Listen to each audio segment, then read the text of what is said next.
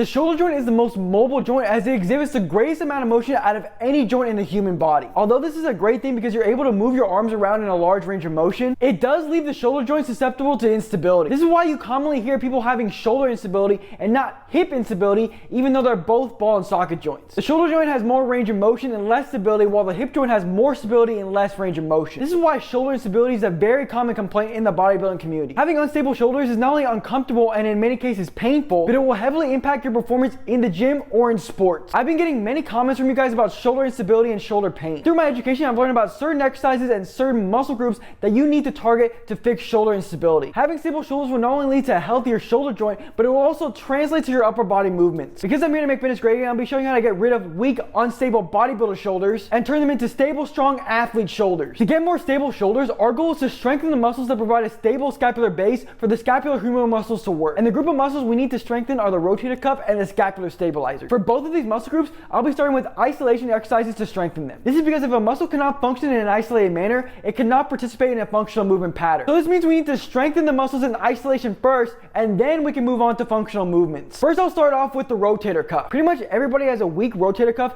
because it's not hit heavy in a typical bodybuilding routine. And if you're doing a stupid bodybuilding routine, it's pretty much never hit. This is because bodybuilders prioritize machines or any other movement that takes stability out of the movement. And while this does make the exercise easier, you're not using your shoulder stabilizers like the rotator cuff to stabilize. So if you're not using your shoulder stabilizers, they're obviously not going to get stronger, and in most cases they'll get weak. There are 4 muscles of the rotator cuff, and I like to use the acronym SITS to remember them. These muscles are the supraspinatus, infraspinatus, teres minor, and subscapularis. As I mentioned earlier, our goal here is to work these muscles in isolation first. And I'll start with the supraspinatus. The main function of the supraspinatus is early stage abduction. So essentially it's active in the early stage of a lateral raise. So obviously a great way to work the supraspinatus is to do some lateral raises. If you do a lot of lateral raises, I wouldn't be too concerned with strengthening the supraspinatus because it's probably already pretty strong. The next 2 muscles I'll be grouping, which are the infraspinatus and teres minor. The main function of both of these muscles is external rotation of the shoulder. So in order to strengthen both of these muscles, we need to do some sort of resisted external rotation movement. My favorite way to train these muscles is to do it with a cable, but it can be done with dumbbells as well. And the last rotator cuff muscle is the subscapularis. The subscapularis does internal rotation of the shoulder, so in order to strengthen it, we need to do resisted internal rotation. I also prefer to do this one with the cable, but just like the external rotation exercise, you can do it with a dumbbell as well. And now into the second group of muscles, and these will be the scapular stabilizers. Just like the rotator cuff, we'll be using isolation exercises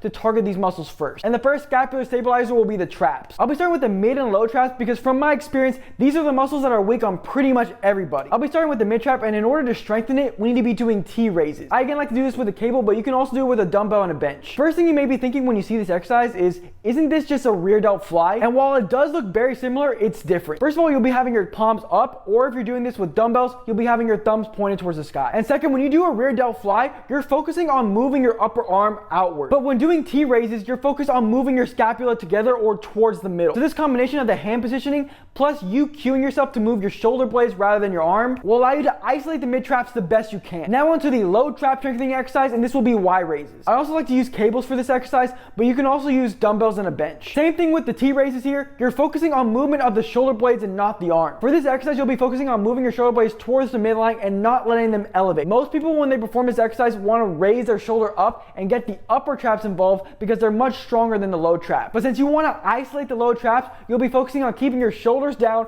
so that the low traps do most of the work. Next 2 scapular stabilizers I'll be grouping, which will be the levator scapulae and the upper trap. I'm grouping these because they have the same main action, which is elevation of the shoulder. And in order to strengthen these muscles, you'll be doing a standard shrug. Personally, I like to lean a little bit farther forward for this movement as it allows me to isolate these muscles. The next muscle will be the rhomboids, and in order to strengthen the rhomboids, you'll be doing a face pull. Because the face pull is in many bodybuilding routines, I don't notice that many people who have weak rhomboids, but I'm including this exercise in this list just in case you need to strengthen them. And the last scapular stabilizer will be the serratus anterior. The serratus anterior does protraction of the scapula as well as upward rotation. Most people don't have a weak serratus anterior because it's heavily involved in pushing motions and in lateral raises. But if you're looking to isolate the serratus, you can do serratus punches. When doing this, focus on protracting your scapula at the very end of the movement. And those are the isolation strengthening exercises for both the rotator cuff and the scapular stabilizer. For all these isolation exercises, use light weight as it's very important to isolate the correct muscles, and if you use way too much weight, you'll end up ego lifting and not hitting the muscles that we're trying to target. For these exercises, you should do 10 to 15 reps for about 3 to 5 sets, and for best results, do them 2 to 3 times per week. And once you've mastered those, you've officially graduated and can move on to more functional movements. A great way to train your shoulder stability is to do kettlebell exercises. Kettlebells are a great way to train shoulder stability because the use of a kettlebell heavily increases the level of instability in the exercise. This forces your shoulder stabilizers to work heavily to keep that shoulder stable so you can generate force. Some of my favorite kettlebell exercises are a kettlebell press, a kettlebell walk, and a kettlebell windmill. Although these are great intense exercises for shoulder stability, I don't typically recommend them because this level of instability is not super realistic. So unless you really want stable shoulders or you compete in a sport where shoulder stability is very important, I wouldn't prioritize these exercises, but I would emphasize